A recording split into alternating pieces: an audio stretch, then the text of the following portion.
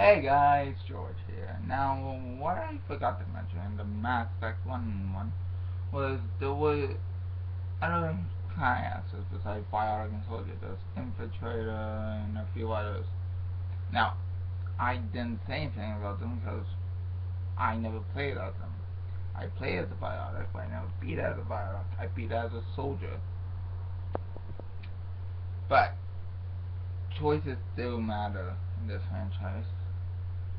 And the best proof of that is with this. This is Mass Effect 2's N7 Collector's Edition. Now, this one got a nice story because this is the game that got me into the franchise. My friend Steven was needing some cigarette money, so he sold me this game for $10, I believe, $10 to $20. Not bad. Now, it comes with this. Okay. Nice, sleek, black. 2 discs. Yes, this is, for me, this is the first game that requires a disc swapping option. You get halfway through the game, you gotta swap. You get a quarter way through, you gotta swap back.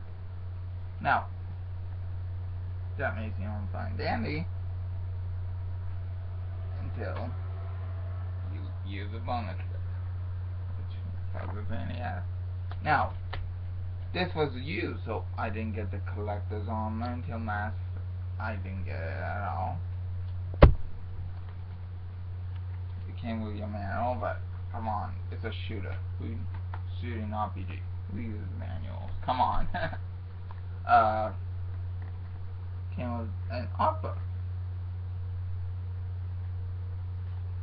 and a card for the Subverse Network. Subverse Network was basically EA Online. That is the easiest way I can phrase it.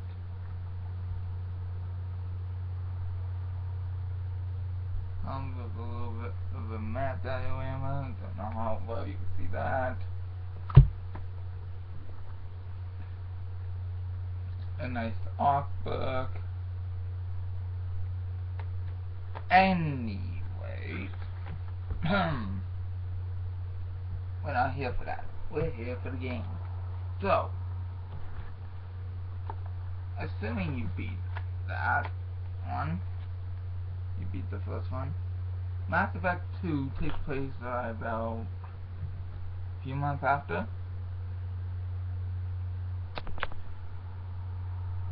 You beat Saul. You beat Saren. You killed him.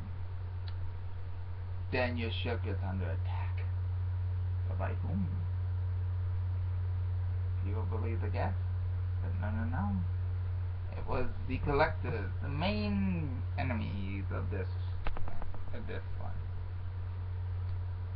Now, something you should realize that based on your choices you made from the first one, it will, as soon as you get your first dialogue option, affect you. Because if you choose Ashley to be saved in the first one, well, I picked Sacrifice Ashley because she was racist. But this was the first game I played out of the franchise, so first playthrough, effects didn't matter. I played the game again, beat it again, made all those choices, and then played it properly this time. And it made a huge impact. Same 6 classes back. You can either change your character, make a new one. Here's a nice touch. If you manage to get into a relationship in the first one, whoever that relationship was with, if they survived, would come and talk to you. Now, it was a nice option. In this game, it's actually a little nicer to Biotics and the other classes. Whereas in the first one, Biotics could only use pistols. Excuse me. it's human. They could use multiple weapons here. You can even control better what moves your teammates are using with a level up system returning. Now the items are just gone, which is actually pretty good because it lets you focus more on the RPG aspect of leveling up.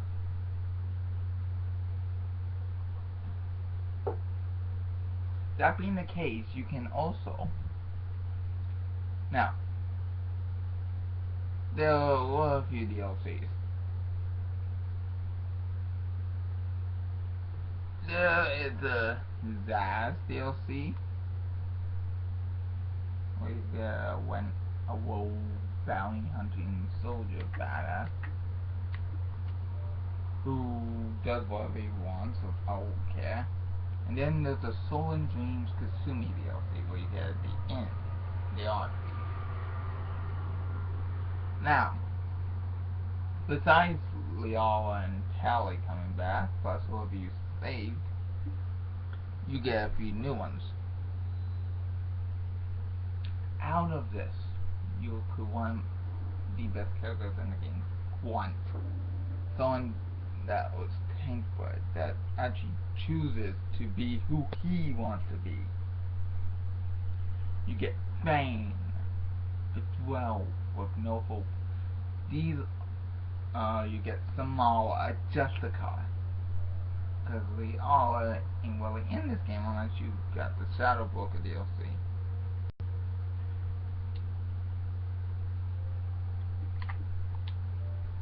Why am I bringing these up? You get Jack, Subject Zero, one of the most powerful human biotics. Well, when your ship blew up, you were reconstructed, but not by Council, by Cerberus. They know what you've done. They approved of what you've done. Because of that, they need your help. You must go into the Omega 4 way that you must stop a Reaper. Yes, this is a suicide mission, which is why these dossiers will be helpful for you in the future. Now, I made a big mistake my first playthrough.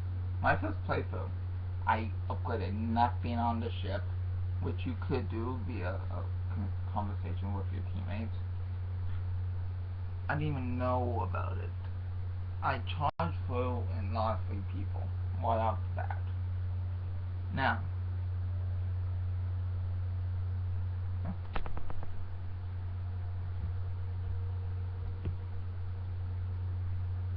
every character has a loyalty missions, which is a nice way to get character development. How but Tali is a nice way to talk, and Garrus is back, the badass sniper, or as he's referred to, Archangel. Now, Paragon and Renegade returned, but with a useful thing. Because of the accident, you have scar tissue. Now, you got a choice.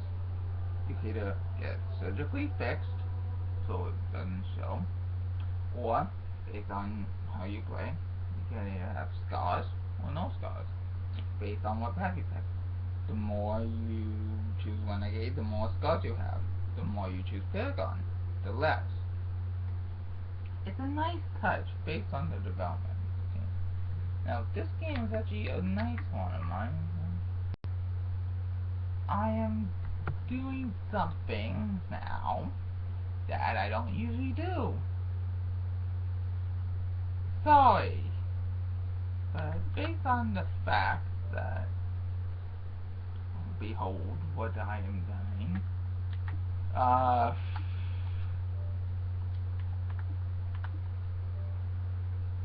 anyway, going through the Omega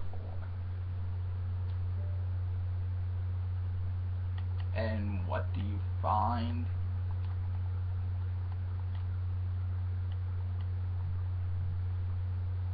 Besides, there are problems with this game though. It's not perfect. this game has aged well, but no multiplayer like the first one.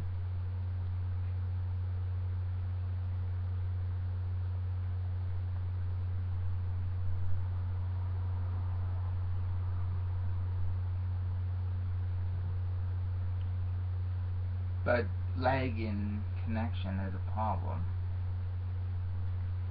Now, continuing. You can either choose to continue a romance from Mass Effect 1 or start a new romance from Mass Effect 2. Personally, I only had two romances. My first playthrough, I romanced Kelly Zora Normandy. Kelly Zora vs. Normandy. My second playthrough, from Mass Effect 1, I picked Liara. Now, based on what romance you pick, it actually does infect the story in a way. But based on what characters you actually have, for repeated playthroughs, you can give yourself bonus abilities like slam or weave.